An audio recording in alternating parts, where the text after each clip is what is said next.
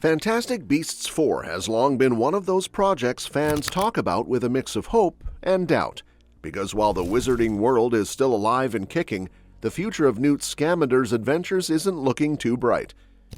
The Fantastic Beasts series was always supposed to be the big prequel saga that filled in gaps from decades before Harry Potter stepped into Hogwarts, but it hasn't exactly had the smoothest path. Between messy behind-the-scenes issues, controversial headlines surrounding J.K. Rowling, and the high-profile recasting of Grindelwald after the second film, the franchise lost some of its footing. Still, when The Secrets of Dumbledore was released in 2022, it left the door wide open for a continuation. Fans assumed a Fantastic Beasts 4 was inevitable, but as time has passed, it's become harder to imagine the sequel actually materializing. One reason for that is how Warner Brothers and HBO have shifted their focus. Instead of doubling down on Fantastic Beasts, the studios announced a full Harry Potter reboot in the form of a television series for Max. That alone feels like a signal that Fantastic Beasts may quietly end as a trilogy. Add in the Warner Media and Discovery merger reshaping strategies, and it really looks like Fantastic Beasts 4 might never leave development limbo. The last real update came through Eddie Redmayne himself, the actor behind Newt Scamander. For years, he'd stayed hopeful when asked about a sequel, but by October 2024 his tone had changed. He admitted rather bluntly that he thought audiences had seen the last of Newt. He even joked that maybe the only place people might catch Newt again is at Universal Studios Florida, where glimpses of his story could live on in theme park expansions. It wasn't exactly the announcement fans were hoping for, but it was the most honest one yet. Now, this makes sense when you look at the bigger picture. Back when the first Fantastic Beasts came out in 2016, Warner Brothers pitched the idea as a 5-film arc. At that time, the potential felt limitless. The original movie earned strong reviews, a solid box office return, and brought in fun new characters while maintaining that whimsical Harry Potter energy. But things soured quickly. The second film, The Crimes of Grindelwald, leaned heavily into Harry Potter prequel territory and lost a lot of the charm that made the first movie special. The third entry, The Secrets of Dumbledore, tried to course-correct and did a little better, but audiences were no longer lining up in the same numbers. Its box office returns were the lowest of the series, and critics were split. By then, the appetite for continuing the saga had shrunk. Even though Fantastic Beasts 4 has never been officially canceled, the lack of movement says plenty. Redmayne himself admitted back in 2022 that he hadn't heard a thing about new developments, and 2 years later that hasn't changed. In contrast, the Harry Potter reboot series has already moved into the spotlight as the major Wizarding World project of the future.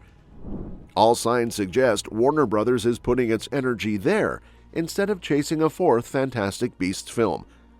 If, by some miracle, Fantastic Beasts 4 did move forward, who could fans expect to see return? Well, that's where things get interesting.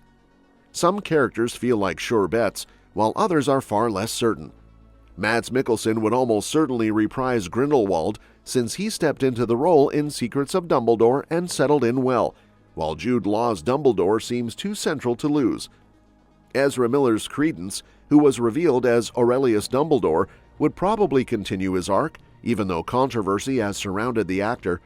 Redmayne has made it clear he'd happily come back if asked, and Dan Fogler's Jacob Kowalski remains a fan favorite.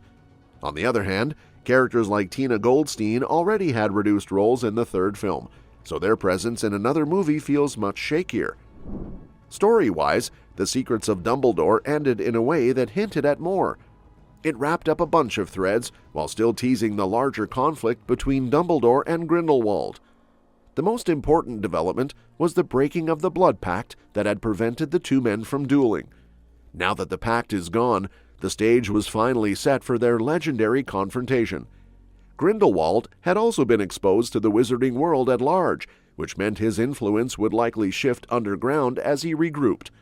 Fantastic Beasts 4 was clearly meant to explore that fallout, but with the franchise on pause, that storyline has been left hanging. This is where many fans feel the loss the most. According to Rowling's original plan, the Fantastic Beasts movies were supposed to build toward the iconic duel between Dumbledore and Grindelwald in 1945. That battle has been referenced for years in the Harry Potter books and films as one of the greatest wizard duels in history. Seeing it play out on the big screen would have been a perfect payoff. But with Fantastic Beasts essentially shelved, that duel might never be shown. Unless Warner Brothers greenlights a different project focused just on that event, like a standalone Dumbledore vs. Grindelwald movie, it risks becoming one of those Wizarding World stories that remain untold. At the same time, some argue that maybe it's for the best that Fantastic Beasts doesn't continue. The films became a lightning rod for problems outside of the story itself.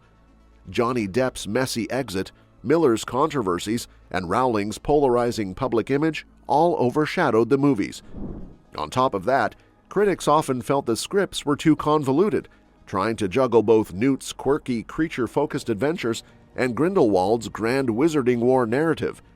The balance wasn't there, and audiences noticed. In that sense, Warner Brothers shifting focus to the Harry Potter reboot might actually free the Wizarding World to move in more promising directions. Looking at the numbers makes that point clearer.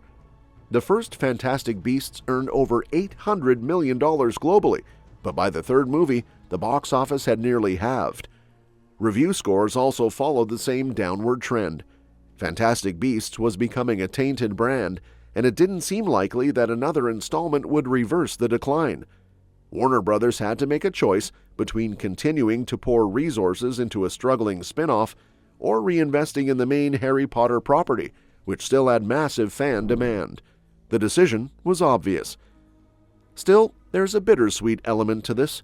The Secrets of Dumbledore actually gave satisfying conclusions to many of its characters.